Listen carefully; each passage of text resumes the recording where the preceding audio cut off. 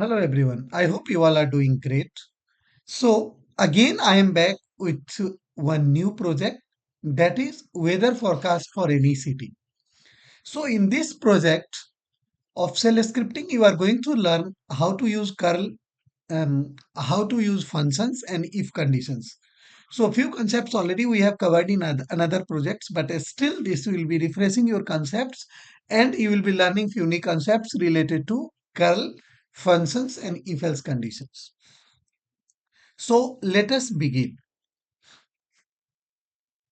I have created a scripts. Let me explain you and then we'll do whatever. So first line, cbang line and then bin bash means this line will help us to understand that this is the beginning of our scripts and the cell which we are going to use for the script is bin bash. Then I have created a function. This function is just used to display the uses. So in show usage function, I am telling echo. Echo is just like a print statement or a printf statement in any programming language if you use, or it's a normal print command. So in print, I am telling that uses $0 that is city name and then echo example. Suppose $0 Delhi you have to pass as a city name. So this is kind of a disclaimer message. Or if you are not running a scripts correctly, this uses command will show you the example and this line will be printed. Now, first you have to check if city is provided. So city is equal to $1. What do you mean by $1? $1 means when you will be running the scripts, the first argument will be the $1 argument, and this argument you are passing the city name. So if $z means if hyphen z $city, then you will print a message. Z means 0 or it's empty. You understand like that. So in if condition, I am telling if it's 0 or if this is empty, then you have to print the message echo city name not provided and then calling the function so uses and then exiting here. Now next is displaying a loading message. So whenever you will be fetching the data of weather from any place, it will display this message like fetching weather details for and your city name which you provided as a argument. And then in the weather variable, here you see I am passing curl hyphen s, then https wttr.in $your city name and then format is equal to 3. So what curl hyphen s is doing? Curl is the command which you are using to hit the API and get the content. But hyphen s means this will do silently. Why you have to do it silently? Because you are running it inside a code. This you don't want to display on your screen directly, so you are doing it silently. But if in your prompt you want to run, you can just run it without hyphen s and it will display you the details. So now weather variable will get the weather details for particular city which you will pass as a input.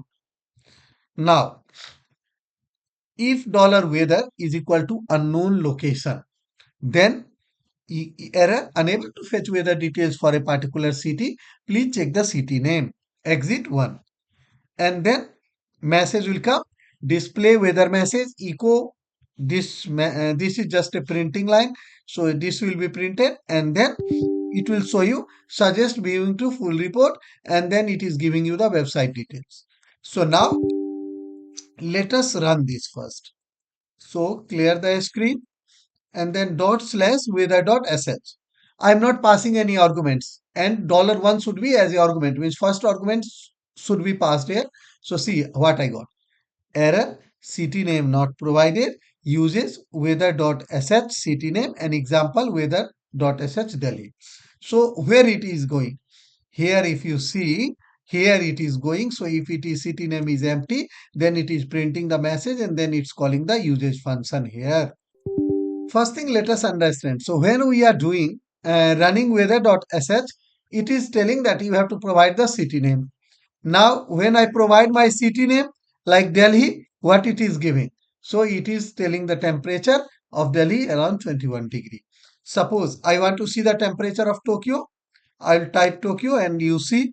So it is coming around 12 degrees Celsius. Similar way, suppose I want to print the temperature for Goa, maybe it is giving us the Goa temperature. If you want to print it for Mumbai, then it will give you the temperature for that particular location.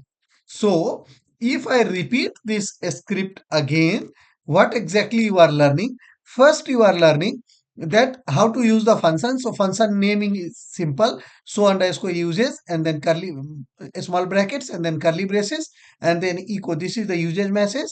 And then as a CT, we are passing with $1. That's this is the first argument. And then if somebody is missing this, then this uses function is called. And apart from that, rest all line is already clear. You could have understand it. So I hope this concept is now clear to you guys. Thank you so much for giving your valuable time.